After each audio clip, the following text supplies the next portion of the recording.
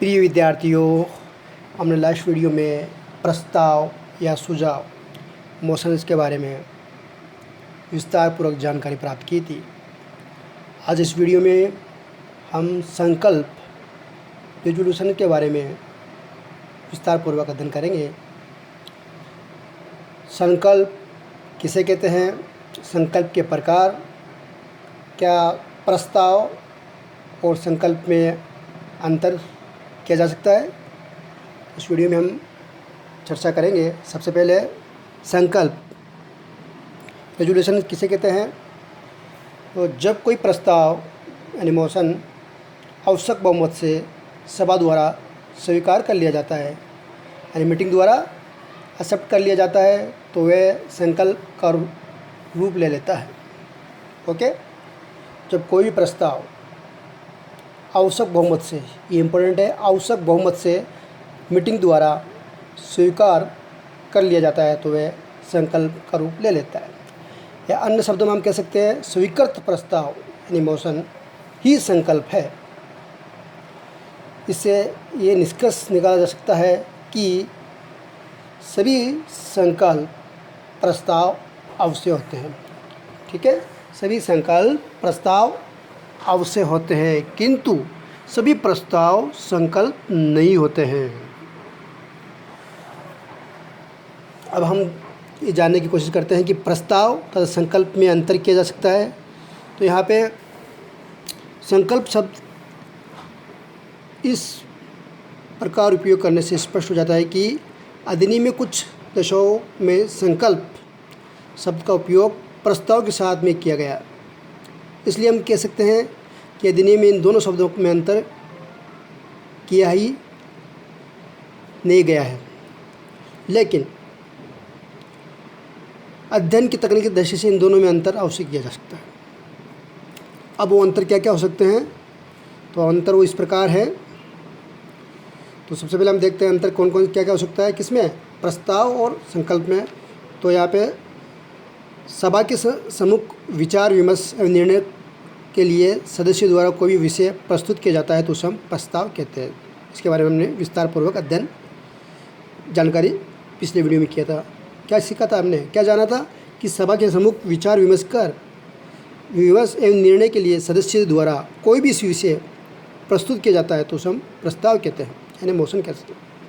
जबकि सभा द्वारा उस प्रस्ताव को स्वीकार कर लेने पर उसे संकल्प यानी रिजोल्यूशन कहते हैं।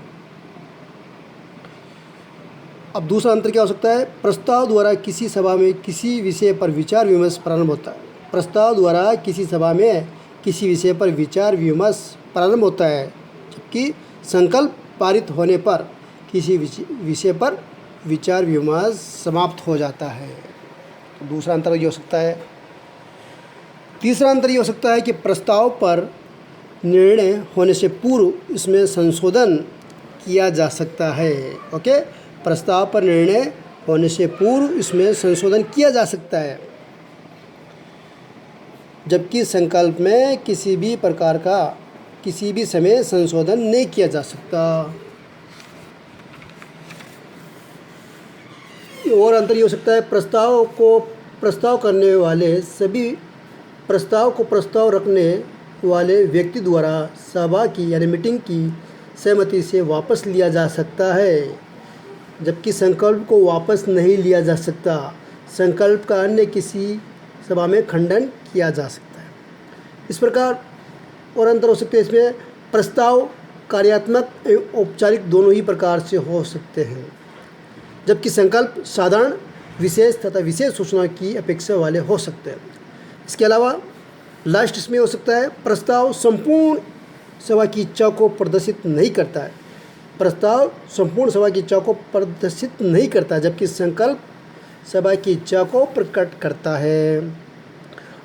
अब हमने प्रस्ताव और ये संकल्प के बारे में अंतर करने के बाद में हम जानेंगे संकल्प के प्रकार कौन कौन से होते हैं, टाइप्स ऑफ रिजोल्यूशंस के बारे में जानकारी प्राप्त करेंगे। तो संकल्प दो प्रकार के हो सकते हैं, पहला है साधारण संकल्प और दूसरा विशेष संकल्प। अब साधारण यानी ऑर्डिनरी संकल्प किसे कहते हैं, किसी भी संकल्प को साधारण संकल्प तब कहा जाता है जबकि उस संकल्प की सूचना में उसे साधारण संकल्प के रूप में पारित करने का इरादा प्रकट कर दिया गया हो तथा जिसको पारित होने के लिए सभा में उपस्थित एवं उस संकल्प पर मतदान के हकदार व्यक्ति द्वारा डाले गए वेद मतों के कम से कम साधारण बहुमत की आवश्यकता पड़ती हो, जिसमें अध्यक्ष का निर्णयात्मक वोट यानी निर्णयात्मक मत कास्टिंग और सेकंड वोट यदि कोई हो तो को भी शामिल किया जाता है। ठीक है, क्या इस काम में साधारण संकल्प क्या होता है? ऑर्डिनरी रेजोल्यूशन में क्या होता है? किसी भी संकल्प को साधारण संकल्प तब कहा जाता है जबकि उस संकल्प की सूचना में उसे साधारण संकल्प के रूप में पारित करने का इरादा प्रकट किया गया हो तथा जिसको पारित होने के लिए सभा में उपस्थित एवं उस संकल्प पर मतदान के हकदार व्यक्तियों द्वारा डाले गए वेद मतों के कम से कम साधारण बहुमत की आवश्यकता पड़ती है, जिसमें अध्यक्ष का निर्णयात्मक मत यदि कोई हो को भी शामिल किया जाता है। ठीक है, अब यहाँ पे एक बात उल्लेखनीय है, वो ध्यान रखने वाली बात यह है कि साधारण बहुमत की गणना करने के लिए सभा में उपस्थित सदस्यों की संख्या का कोई विशेष महत्व नहीं होता है। इसके लिए केवल उन सदस्यों की संख्या का महत्व है जो संकल्प के पक्ष तथा विपक्ष में वेद मतदान करते हैं। अनुपस्थित तथा तटस्थ सदस्यों का कोई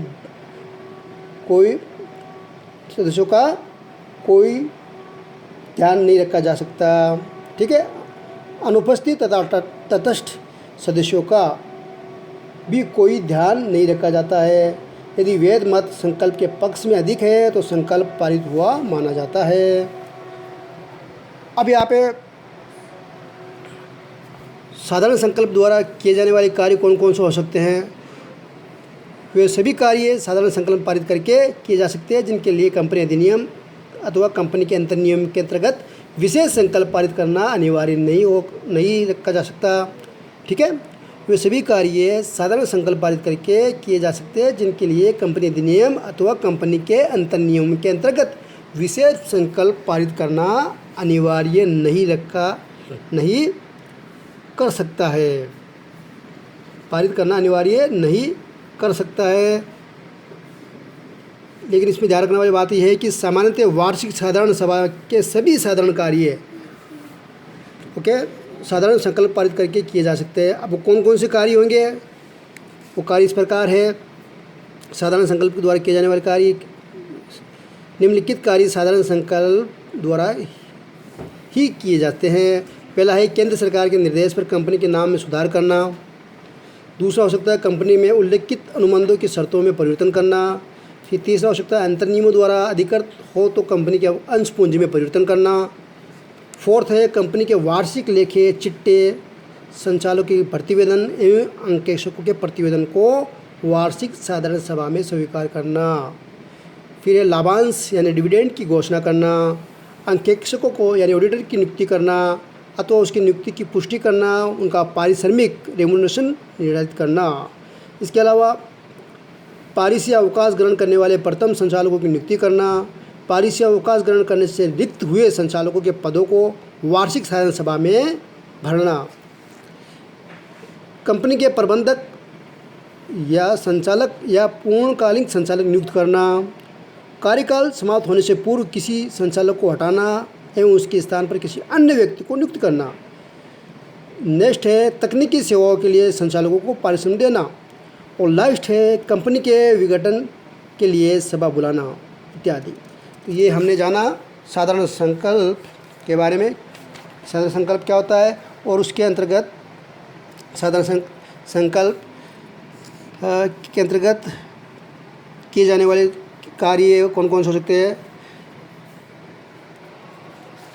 अब नेक्स्ट वीडियो में हम जानेंगे विशेष प्रस्ताव।